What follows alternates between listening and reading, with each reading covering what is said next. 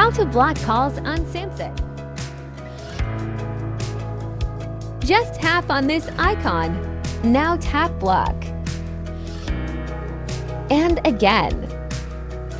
And now is blocked. If you go to settings,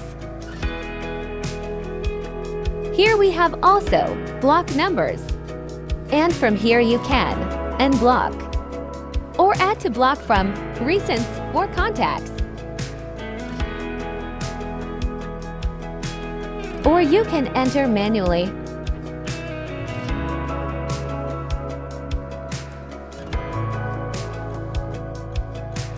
If you want, you can also block and no numbers.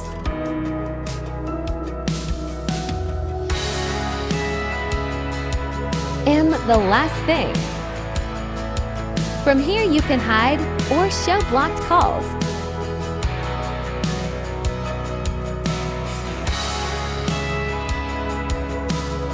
And that's all.